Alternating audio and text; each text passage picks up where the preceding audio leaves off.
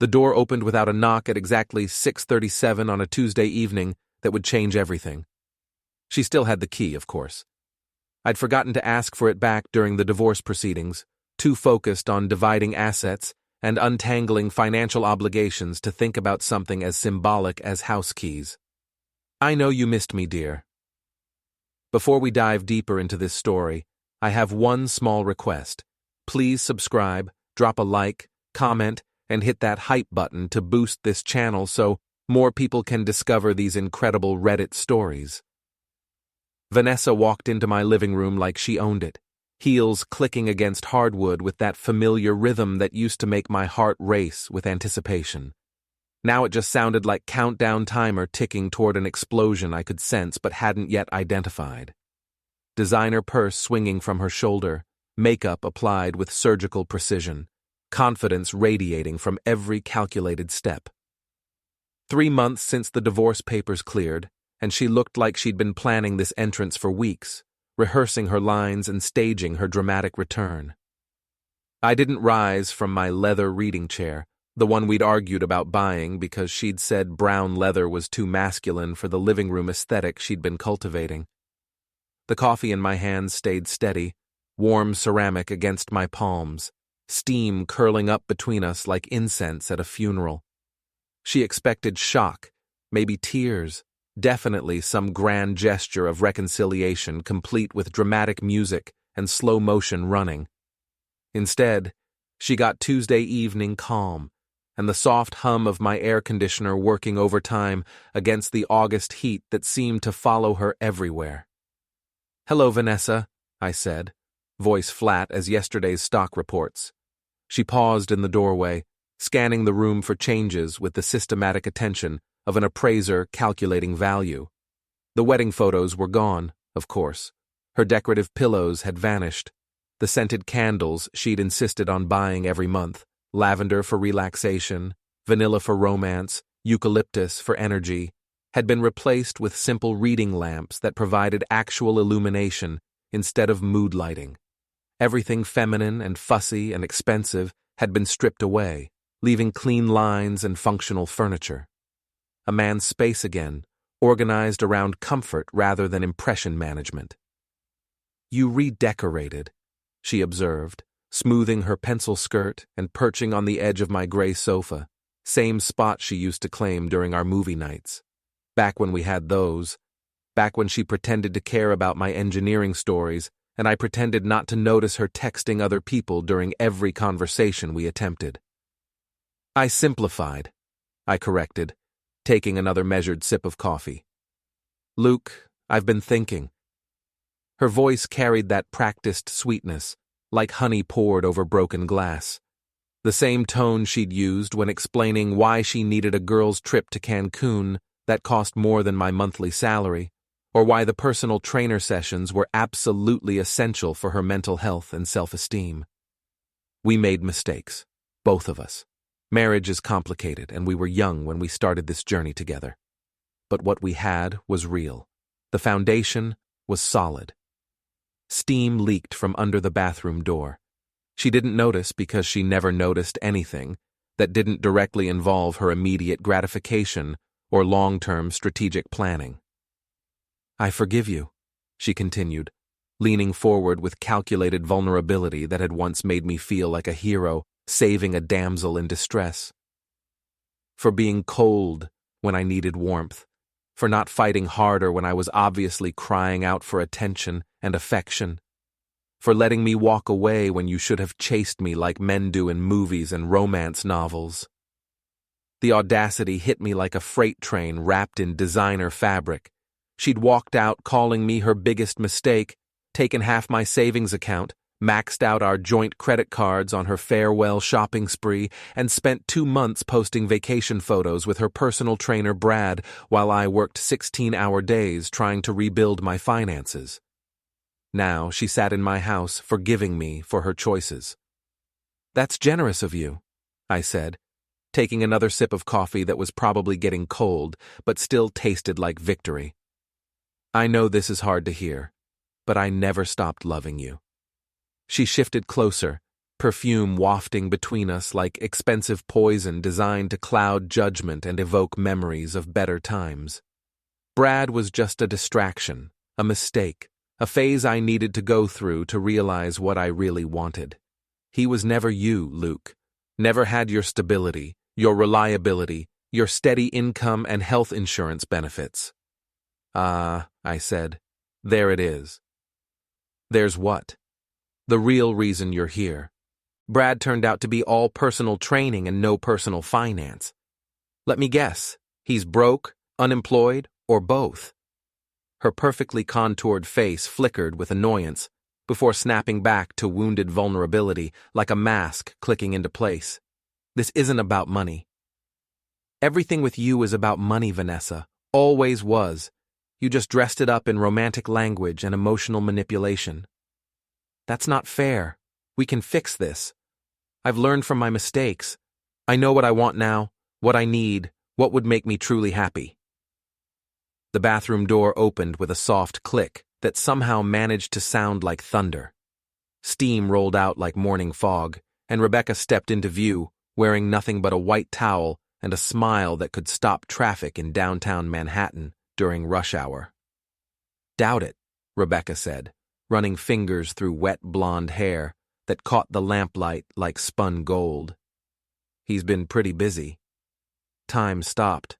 Vanessa's mouth opened, closed, opened again like a fish pulled from water and left gasping on deck. Her perfect composure cracked down the middle, foundation suddenly looking caked on instead of natural, lipstick too bright against skin that had gone pale with shock. Rebecca walked over with the confidence of a woman who belonged exactly where she was, who had every right to be there, who wasn't performing or pretending or calculating angles. She kissed me, slow and deliberate, tasting like mint toothpaste and victory, and the kind of honest affection that doesn't require strategy sessions or cost-benefit analysis. Her free hand rested on my shoulder, claiming territory with casual ownership that spoke of nights spent together, mornings shared, a relationship built on actual compatibility rather than social expectations. When she pulled back, Vanessa's face had gone 3 shades paler beneath her expensive makeup, the kind that cost more per ounce than most people spent on groceries. You remember Rebecca, I said, setting my coffee on the side table with deliberate calm. Your former best friend. Was your friend, Rebecca corrected, adjusting her towel with casual grace that made Vanessa's calculated poses look amateur by comparison. You slept with my husband? Vanessa's voice climbed 2 octaves, designer composure dissolving into something raw and desperate. She stood so fast her purse fell to the floor, spilling lipstick and breath mints across my hardwood. Ex-husband, I corrected, with the patience of a teacher addressing a particularly slow student. Paperwork cleared 3 months ago, remember?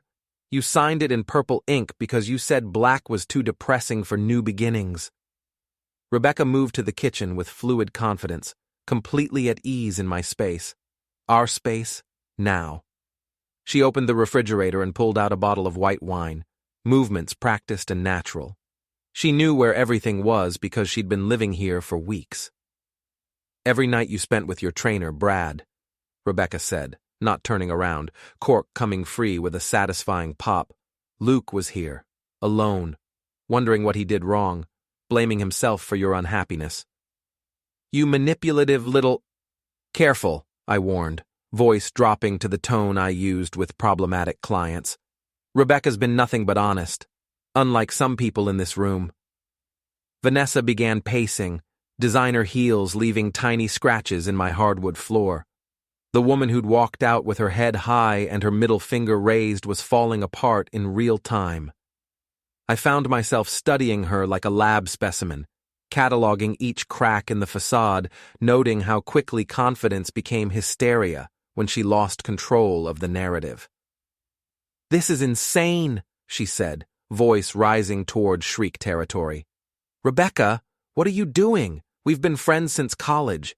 I told you everything about him, everything. His morning routine, his weird obsession with organizing the bookshelf by author's birthday. How he falls asleep reading every night and leaves the lamp on. You did, Rebecca agreed, pouring wine into 2 glasses with steady hands. His favorite breakfast is scrambled eggs with sharp cheddar and black pepper. He likes his coffee dark with exactly 1 sugar cube. He stays up reading mystery novels until midnight and leaves bookmarks in 3 different books at once. He holds grudges, but forgives easily if someone actually apologizes instead of making excuses. She handed me a glass and settled beside me on the couch, close enough that her thigh pressed against mine through the towel. The gesture was casual, but territorial, marking boundaries with subtle precision. You also told me he was boring, Rebecca continued, swirling wine in her glass. Predictable. That he never surprised you or swept you off your feet. That he was more like a reliable appliance than a passionate lover. I was venting. You were honest, I said. Finally. I was wrong about that, Rebecca said, looking directly at me. About the boring part. Turns out you just never paid attention to the interesting parts. Vanessa's eyes darted between us, processing the implications with the speed of a woman who'd built her entire life on reading social dynamics. How long? How long what? Rebecca asked with deliberate obtuseness. How long have you been sleeping with my husband?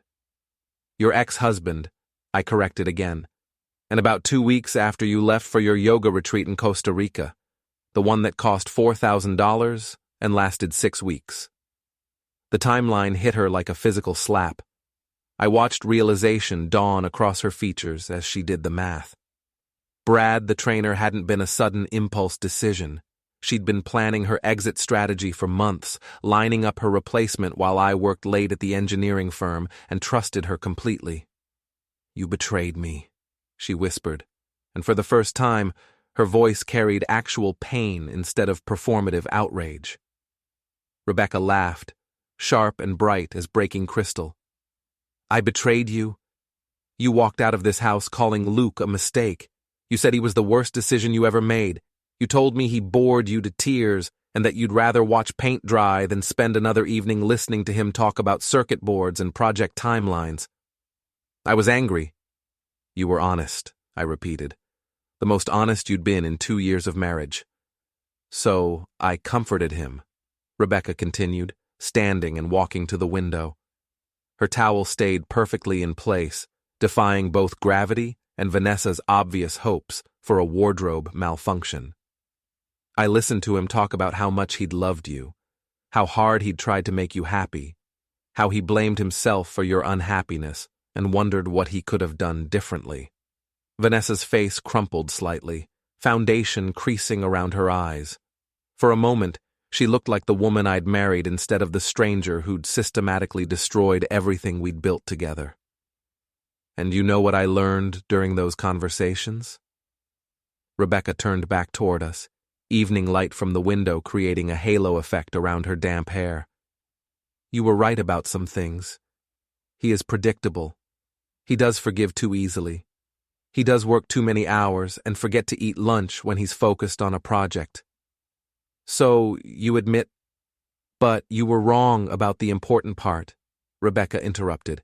He's not boring. You just never bothered to pay attention to anything that didn't directly benefit you. The silence stretched between us like a taut wire ready to snap. I could almost hear Vanessa's thoughts racing, trying to find some angle, some way to regain control of a situation that had already slipped completely beyond her influence. My family, she said suddenly, voice desperate. They'll never accept this. Your parents loved me, Luke. They called me the daughter they never had. They won't understand this betrayal. I glanced at Rebecca, who smiled with the secret satisfaction of someone holding all the winning cards. Actually, I said, setting my wine glass down with deliberate care, they're having dinner with Rebecca tomorrow night. Mom's teaching her how to make that special lasagna recipe, the one she never taught you because you said cooking was beneath your skill set. What? They visited last week, Rebecca explained, settling back onto the couch beside me. When your father was in the hospital for his heart surgery, They stayed 3 days while he recovered.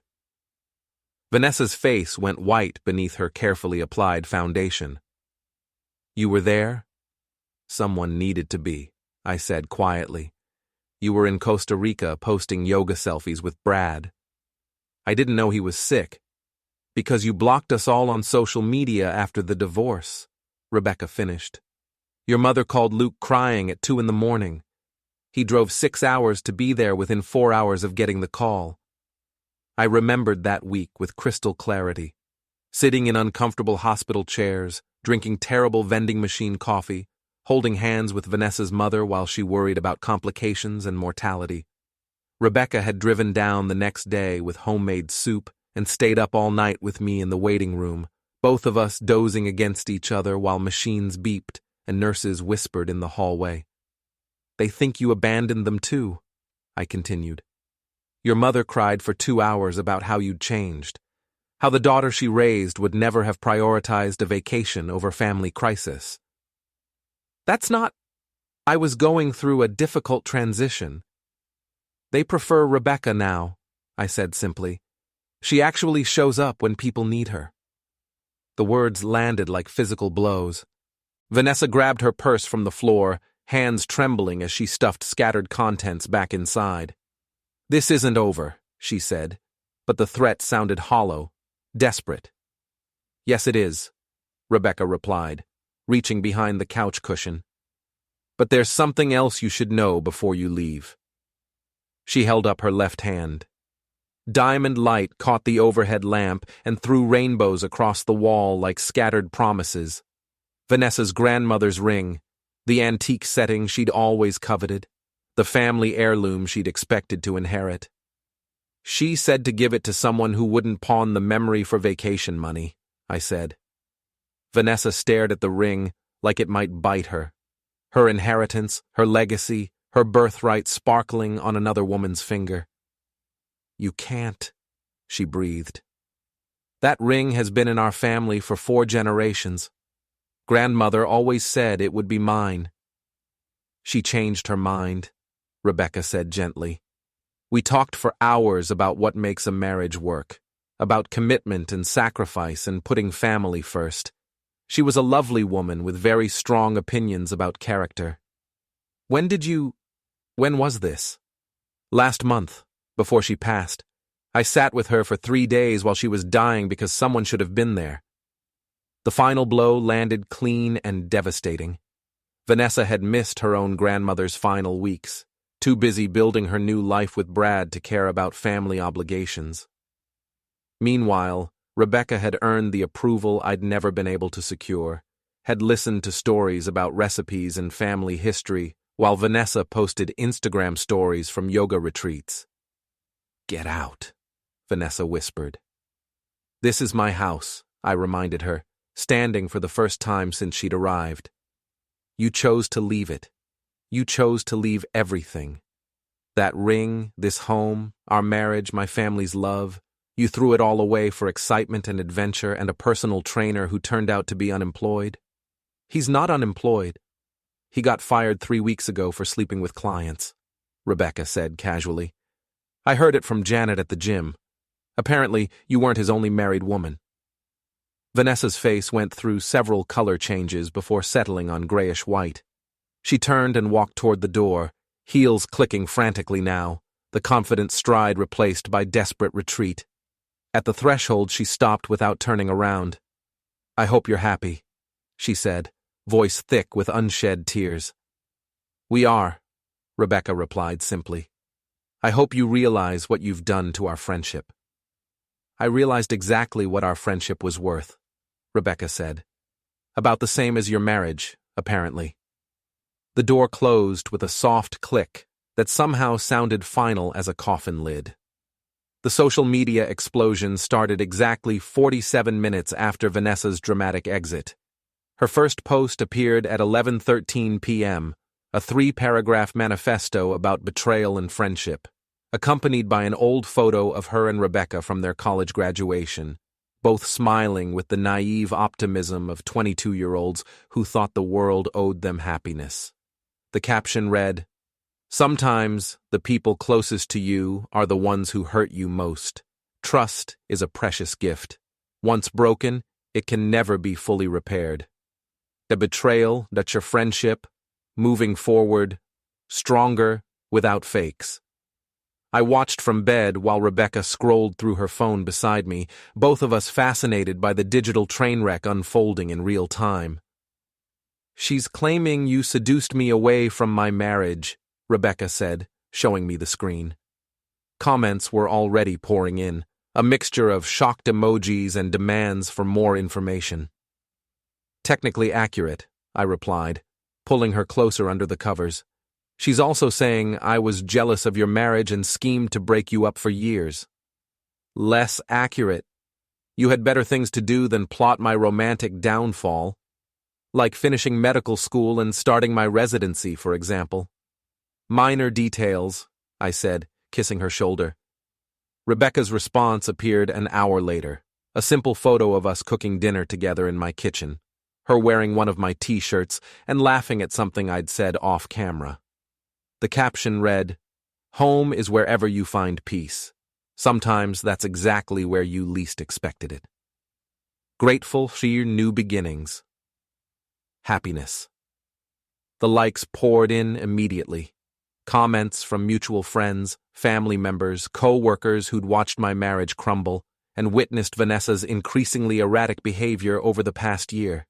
People who'd been waiting for someone to say what they'd all been thinking. "Jenny from your office commented," Rebecca said, refreshing the page. What did she say? About time someone made Luke smile again, with heart eyes emojis. "Jenny's married. Happily married women love a good redemption story." By morning, the narrative had completely evolved beyond Vanessa's control.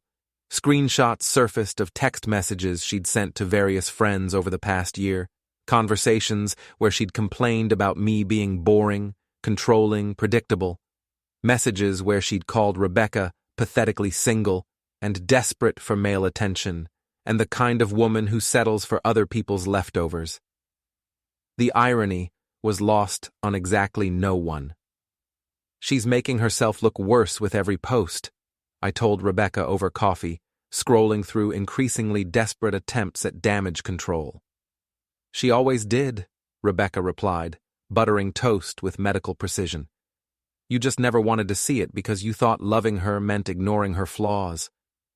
"I thought loving her meant helping her become better." "You can't fix people who don't want to be fixed, Luke. You can only exhaust yourself trying." The doorbell rang at 9 a.m. sharp. I opened it to find my mother holding a casserole dish and wearing the expression she reserved for family emergencies and natural disasters. "Is it true?" she asked, stepping inside without invitation. "Which part, Mom?" "The part where you're marrying Rebecca next month and didn't tell your own mother." I blinked. "What?" Mom handed me her phone. Vanessa had posted another update at sunrise, claiming Rebecca was using me to plan some elaborate wedding designed to humiliate her. The post included specific details about venues and dates that were completely fabricated, but sounded convincing enough to fool people who didn't know better. "We're not planning a wedding," I said, though even as the words left my mouth, I realized how defensive they sounded.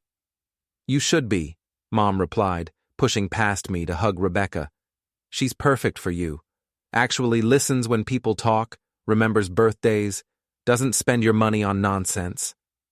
"Mom, that girl you married was trouble from day one," Mom continued, settling into my kitchen like she belonged there.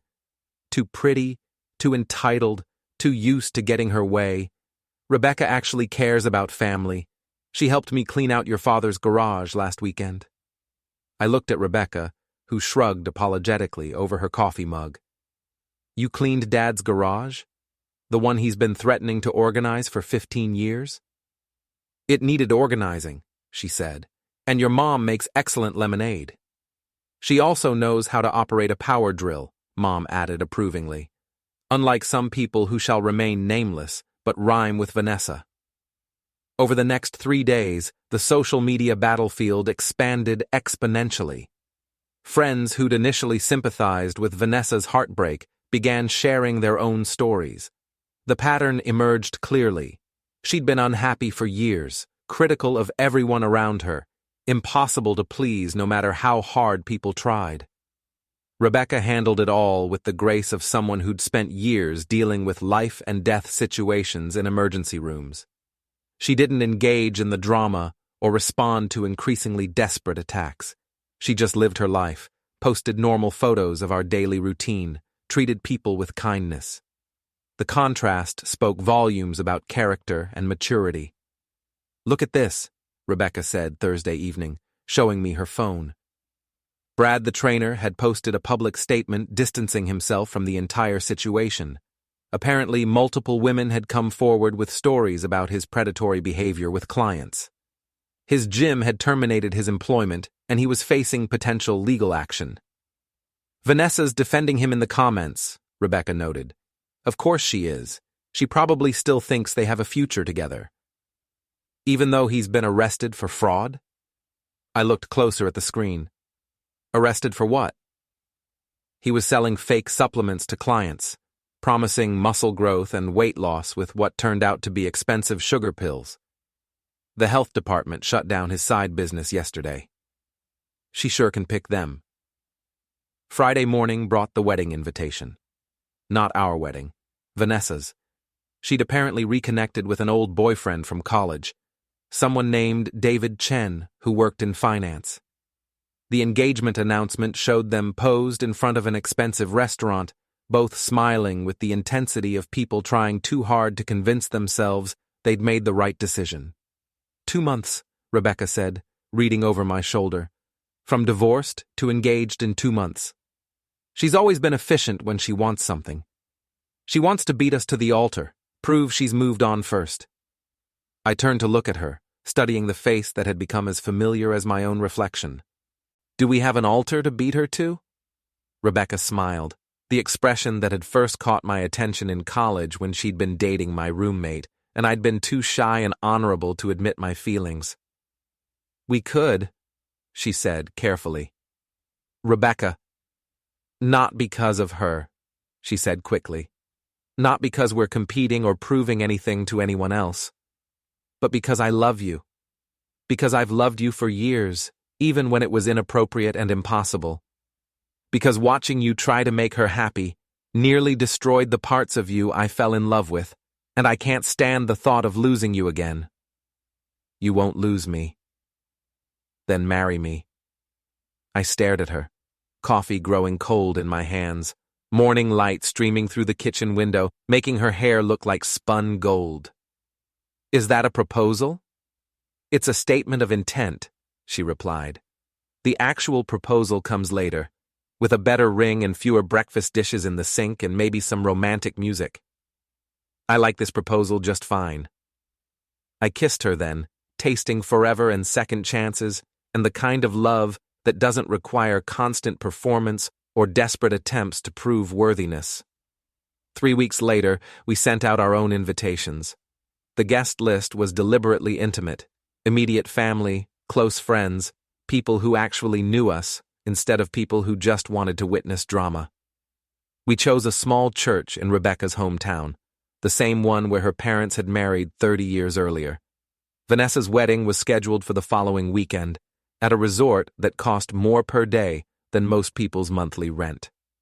The photos on social media showed elaborate decorations, designer everything, a guest list that looked more like a networking event than a celebration of love. "She's trying to prove something," Rebecca observed, showing me pictures of centerpieces that probably cost more than our entire wedding budget. "She's always trying to prove something, usually that she deserves better than whatever she has." "Do you think she's happy?" I considered this while looking at photos of Vanessa in a dress that probably cost more than my car. She looked beautiful, of course. She always looked beautiful, but her smile seemed forced, brittle around the edges. "I think she's trying to be happy," I said finally, "but I don't think she knows what that actually feels like." Our wedding day dawned clear and warm, perfect September weather that felt like a blessing from whatever forces govern second chances and delayed gratitude. Rebecca looked stunning in simple white, no elaborate train or dramatic details, just classic elegance that made Vanessa's social media wedding photos look desperate by comparison. My father walked her down the aisle because her own dad had passed away years earlier, and my parents had unofficially adopted her within weeks of our relationship becoming serious. He whispered something to her at the altar that made her laugh, then kissed her cheek and shook my hand firmly. "Don't screw this one up," he said quietly. "I won't, Dad." The ceremony was simple, heartfelt, everything my first wedding hadn't been. No elaborate choreography or social media considerations, just two people making promises they intended to keep in front of witnesses who actually cared about their happiness. When the minister pronounced us husband and wife, the kiss felt like coming home after years of being lost in foreign territory. The church filled quickly despite our deliberately modest guest list.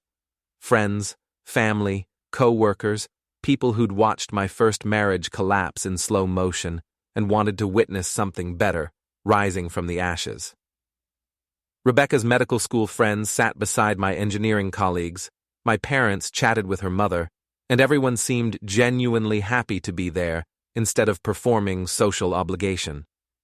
Rebecca looked absolutely stunning in simple white silk, no elaborate train or cathedral veil, just classic elegance that photographed beautifully without screaming for attention.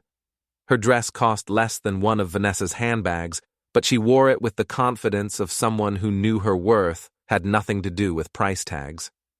The ceremony itself was everything my first wedding hadn't been: genuine, heartfelt, focused on actual love instead of social performance. When Rebecca walked down the aisle, I felt tears starting and didn't bother hiding them. This was what happiness looked like. "Dearly beloved," the minister began, and I stopped listening to words I'd heard before, focusing instead on Rebecca's face, the way afternoon light filtered through stained glass windows, the sound of my father clearing his throat emotionally in the front row. We'd written our own vows, simple promises about partnership, respect, choosing each other daily. No dramatic declarations or poetic flourishes, just honest words about building something sustainable together.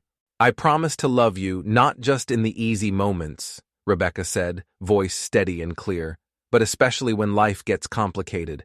I promise to be your partner, not your project. I promise to see you clearly and love what I see." My turn. "I promise to never take your presence for granted. To remember that love is a choice, not a feeling, and to choose you every day. I promise to grow with you instead of trying to change you." The rings fit perfectly. The kiss lasted just long enough to feel real without becoming performance art. When the minister pronounced us husband and wife, the applause was genuine and warm. The reception was held in the church fellowship hall, decorated with Rebecca's garden flowers and my mother's good china. No elaborate catering or open bar, just good food and better company. People actually talked to each other instead of posing for social media photos. I was dancing with my new wife, both of us laughing at my complete lack of rhythm when I saw her through the window. Vanessa sat in her car across the street, engine running, hands gripping the steering wheel like she was trying to decide whether to flee or fight. She'd been there for at least 20 minutes, watching guests arrive and leave, working up courage or processing the reality that life had continued without her. "She's here," I told Rebecca quietly. "I know," Rebecca replied, following my gaze. "I saw her during the ceremony, too. She was standing in the back for about 10 minutes. You're not worried?" "About what?" "She can't stop this. It's already done. We're already married. She could cause a scene. Let her. Everyone here knows the truth about what happened. Let them see the difference between who we are and who she is." Vanessa finally entered during the father-daughter dance. She slipped through the side door wearing the black dress she'd worn to her grandmother's funeral, hair perfectly styled, but eyes red-rimmed with either tears or rage. Possibly both. The music stopped immediately. Conversations faded like someone had turned down the volume on the entire room. Everyone turned to stare at the woman who'd destroyed her marriage standing in the doorway of her replacement's celebration. "Luke," she called across the room, voice carrying clearly in the sudden silence. I stopped mid-dance step and walked over, Rebecca beside me, both of us moving with calm deliberation. No rushing, no panic, just two people dealing with an unexpected but not entirely surprising interruption. "What do you want, Vanessa?" "I want to know if this is real," she said loudly enough for everyone to hear, "or if you're just doing this to hurt me." The question hung in the air like cigarette smoke in a non-smoking restaurant. Around us, our guests waited for an answer that would define the rest of the evening and probably get repeated at dinner parties for years to come. "This has nothing to do with you," I said simply. "Everything has to do with me. I was your wife. I know you better than anyone." "You were my mistake," I replied, borrowing her own words from our final fight. "Rebecca is my choice. You don't love her. I do. Not like you loved me." Rebecca stepped forward before I could respond. "You're absolutely right," she said quietly. "He doesn't love me like he loved you." Vanessa's face brightened with vindication, thinking she'd scored some kind of victory. "He loves me better," Rebecca continued, voice carrying clearly in the chapel silence. "Without desperation. Without trying to fix me or change me or turn me into some impossible ideal. Without hoping I'll become someone else entirely." "That's not—" "You taught him everything about love," Rebecca interrupted. "How to recognize when it's real and when it's performance. How to tell the difference between partnership and possession. How to know when someone actually wants to be there versus when they're just going through motions." "Rebecca," Vanessa started. "Thank you," Rebecca said, with genuine sincerity, "for showing him what he deserved so he could recognize it when it finally arrived." The room fell completely silent. Even the catering staff stopped moving, frozen with serving spoons halfway to their destinations. Vanessa looked around at faces that had once been friendly, now ranging from uncomfortable to openly hostile. These were people who'd invited her to parties, celebrated her successes, supported her marriage when it was falling apart. Now they looked at her like an unwelcome stranger who'd crashed a private party. My mother stood up from her table. "Vanessa, dear," she said with the false sweetness she reserved for people she truly disliked, "I think you should leave now." "This is wrong," Vanessa said, voice breaking slightly. "This is consequence," my father added from across the room. "You all turned against me," she continued, looking around desperately for a sympathetic face and finding none. "You chose her over me without even hearing my side." "We heard your side for 2 years," Rebecca's mother said quietly.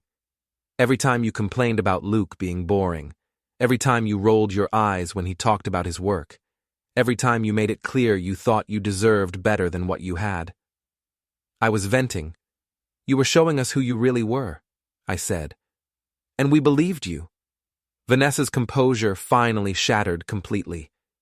Tears started flowing, smearing her carefully applied makeup, turning her from threatening ex-wife into pathetic party crasher in real time.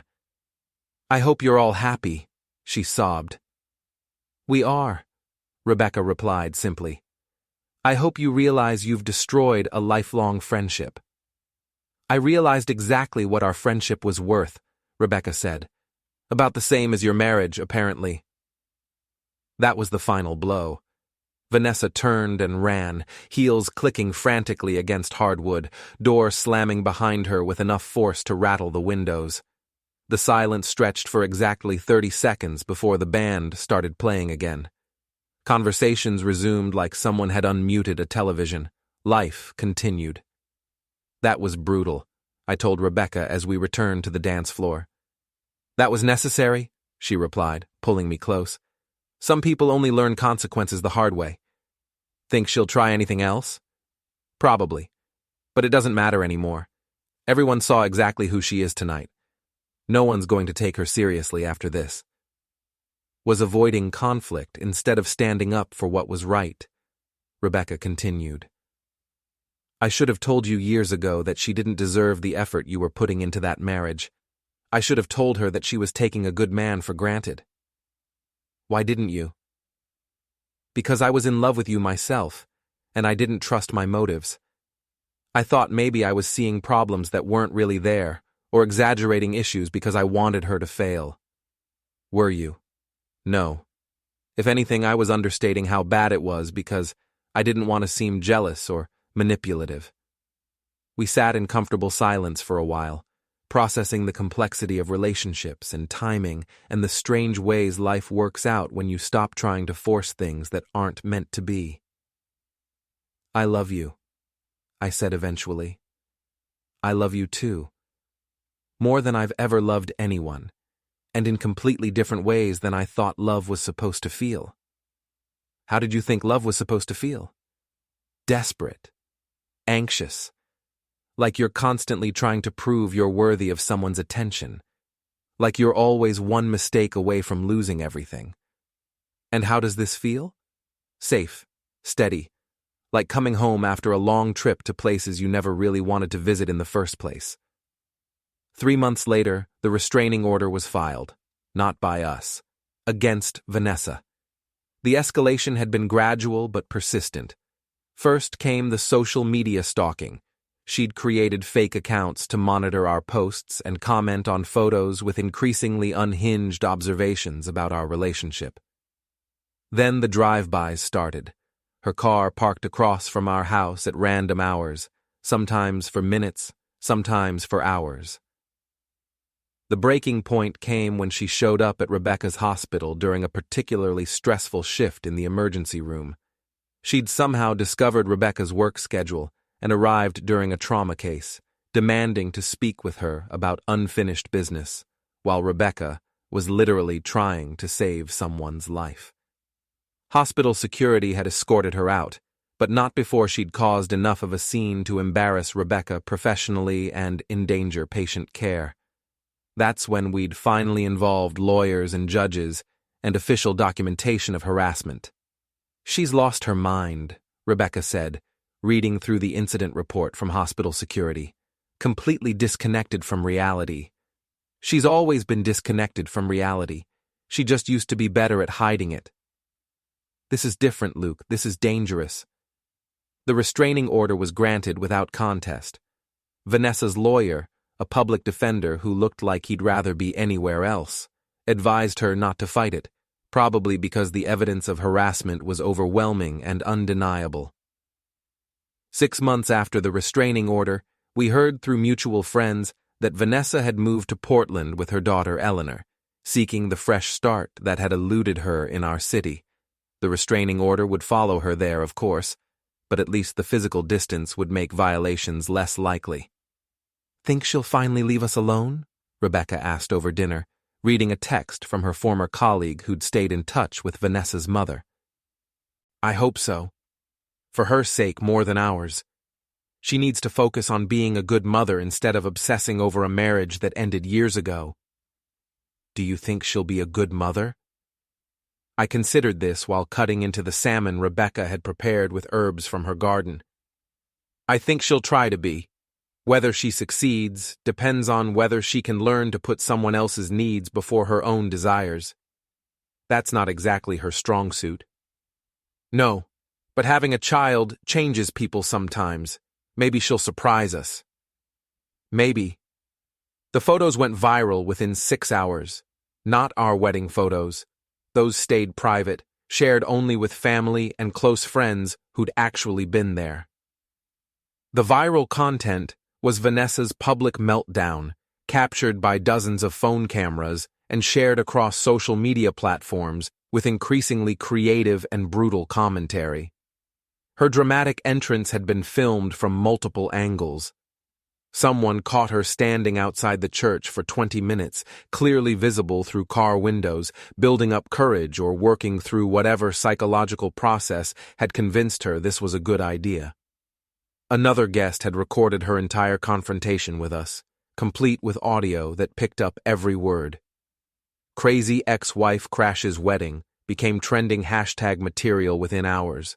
Reaction videos popped up analyzing her behavior. Memes spawned featuring screenshots of her tear-streaked face. She'd managed to become exactly what she'd always feared: public entertainment and social media cautionary tale.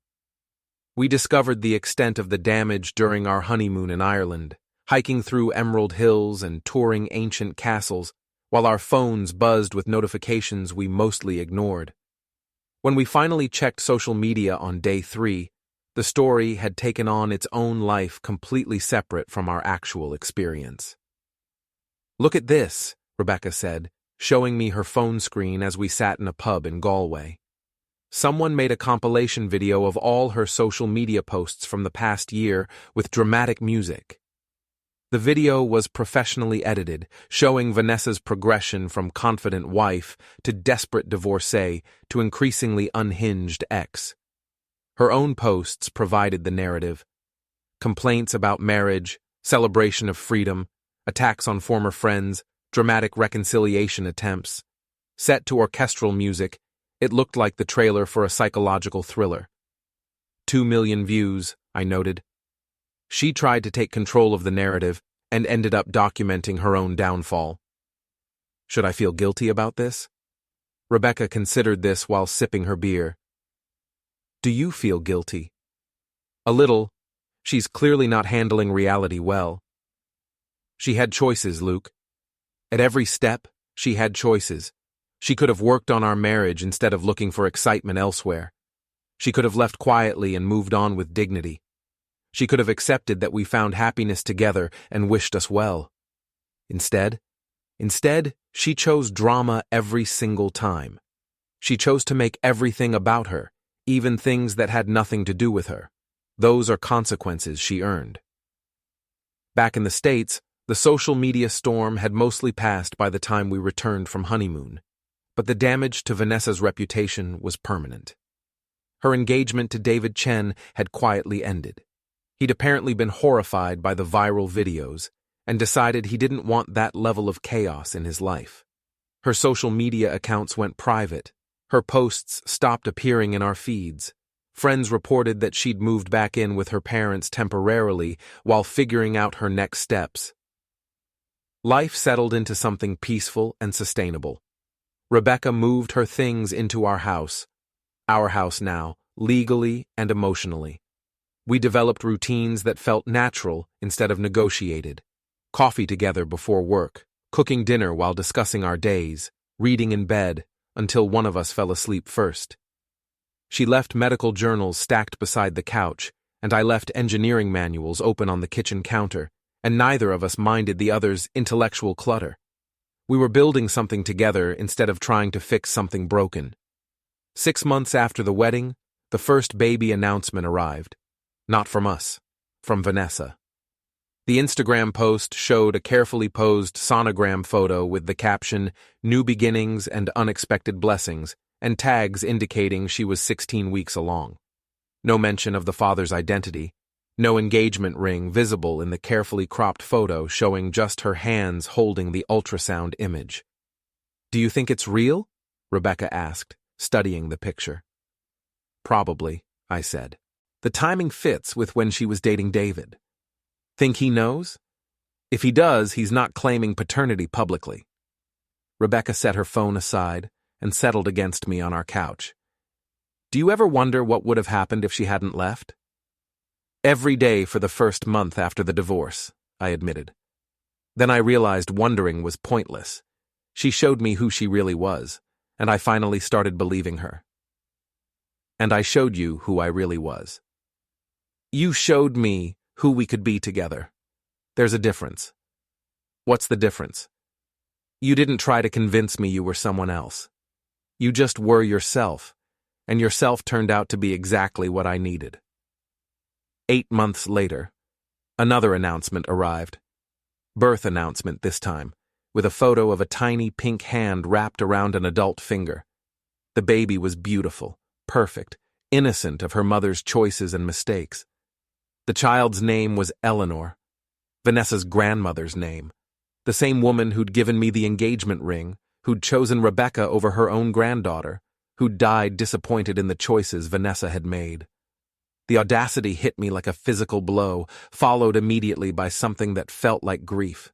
She'd named her daughter after the woman whose approval she'd lost, the inheritance she'd forfeited, the legacy she'd destroyed through her own actions. "She's trying to reclaim something," Rebecca said, reading the birth announcement over my shoulder. "She's trying to rewrite history." The comments on the post revealed the larger story. Vanessa was raising Eleanor alone. The father, David, presumably, had vanished sometime during the pregnancy, unwilling to commit to a woman who'd become infamous for public emotional breakdowns. Her parents were helping financially but maintaining emotional distance, still hurt by her abandonment during her grandfather's final illness. Former friends offered polite congratulations without warmth. The social circle she'd once commanded had moved on, finding new dynamics that didn't revolve around her drama and demands for attention. "I almost feel sorry for her," Rebecca said. "Almost?" "Then I remember how she treated you, how she treated everyone who cared about her, how she'll probably treat that innocent child when Eleanor doesn't meet her impossible expectations." I pulled Rebecca closer, breathing in the familiar scent of her shampoo, mixed with the lingering smell of the dinner we'd cooked together. Simple pleasures that would have been impossible during my marriage to Vanessa, who'd turned every domestic moment into performance art or emotional battlefield. "We should send a gift," Rebecca said unexpectedly. "What?" "For the baby. It's not Eleanor's fault her mother makes terrible decisions." I considered this. The generous gesture that would demonstrate our complete lack of bitterness while simultaneously highlighting how far we'd moved beyond the drama. What kind of gift? Something practical. Baby clothes, maybe a savings bond for her future. A college fund seems excessive. "A small one," Rebecca clarified, "with a card that says, 'For Eleanor's future, from your Uncle Luke and Aunt Rebecca.'" The genius of the gesture struck me immediately. Not only would it position us as the mature, generous parties in any future narrative, but it would also establish our permanent presence in the child's life. Every time Vanessa looked at that savings bond statement, she'd be reminded that her ex-husband and his new wife were thinking about her daughter's welfare while she struggled with single parenthood and social isolation. "You're terrifying when you want to be," I told Rebecca.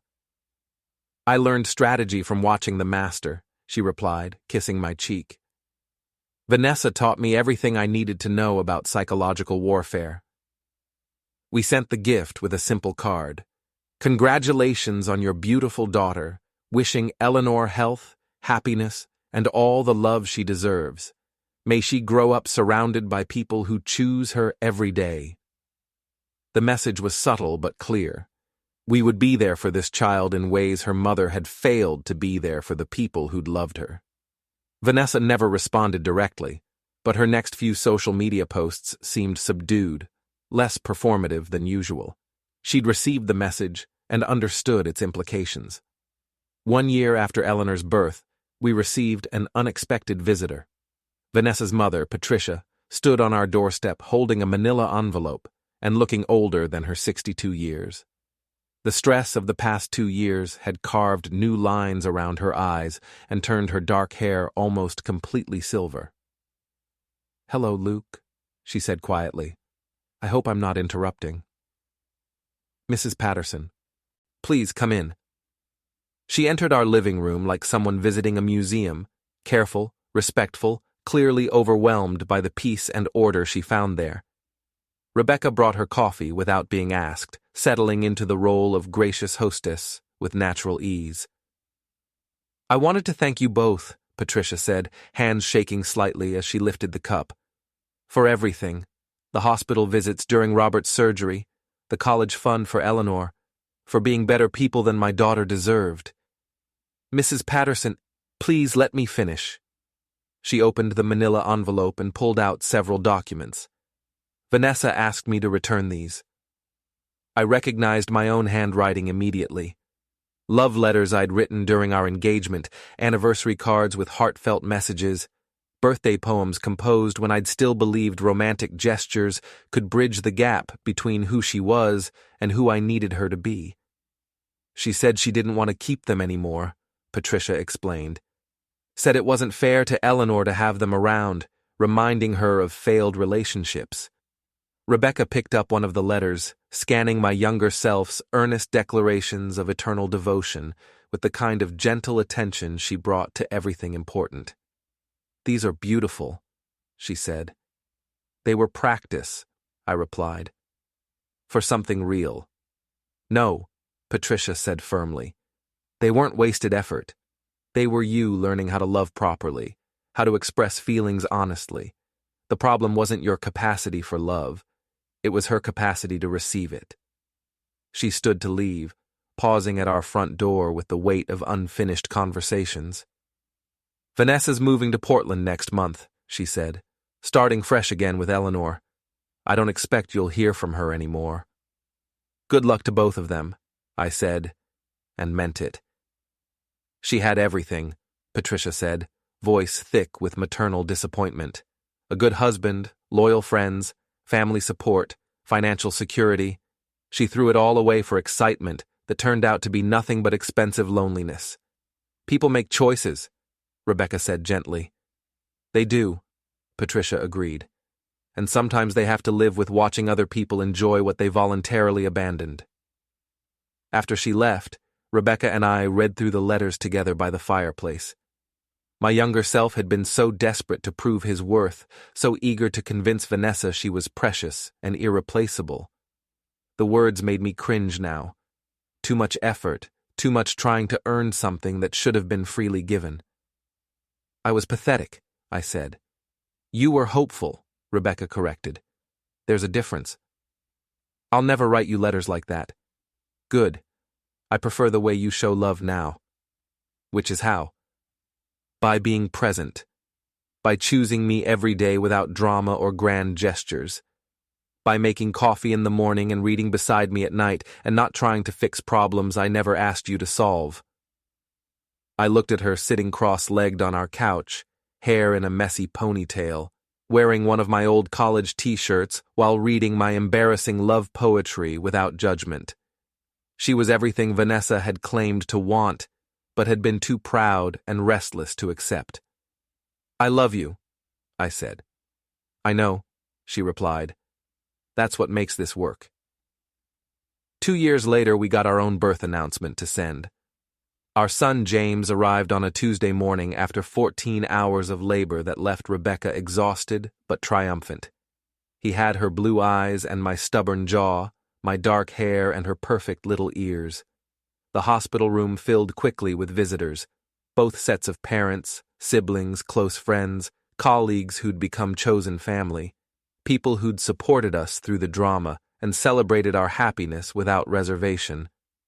"He's perfect," my mother said, holding James with practiced grandmother expertise. "He's loud," I corrected, but I was smiling as he waved tiny fists at the ceiling lights. Rebecca dozed in the hospital bed, finally peaceful after hours of intensity. I sat beside her watching our son discover the world outside the womb, cataloging every tiny expression and sound. My phone buzzed with notifications, social media congratulations, text messages from friends, photo requests from relatives desperate for baby pictures. I ignored them all, focused entirely on the reality of this moment, my wife, my son, our family. One notification caught my attention despite my efforts to stay present. A message from an unknown number. "Congratulations on your beautiful family. You deserve all the happiness in the world."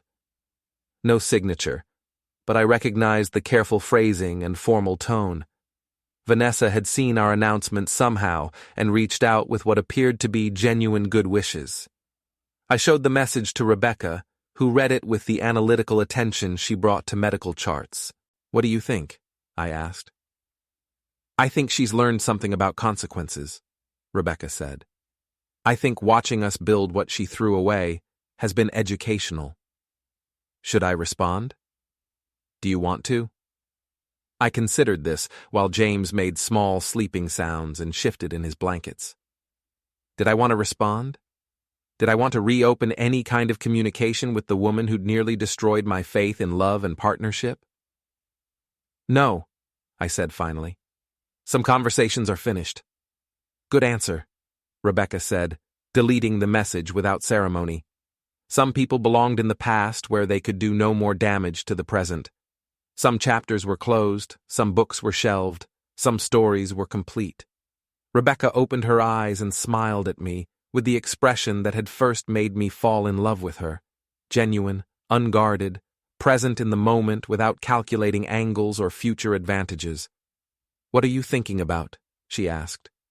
Nothing important, I said. Good. Come sit with us. I moved to the narrow hospital bed, carefully settling beside Rebecca with our son sleeping peacefully between us. Through the window, the city continued its constant motion, people leaving, people arriving, people making choices that would define their futures for better or worse. We'd made our choices. We'd built our life. We'd won in the only way that mattered, by being genuinely, sustainably, quietly happy while chaos swirled around us. Vanessa had taught Rebecca everything about me, my habits, my preferences, my weaknesses, my dreams. She'd shared every intimate detail of our relationship, never imagining her best friend was taking notes for future reference. The irony was perfect and complete. She'd lost him. Her friend had studied her mistakes and won with them. The baby stirred, made a small sound, settled back into sleep with the absolute trust that only comes from being completely loved and completely safe. Rebecca squeezed my hand. Ready to take him home? She asked.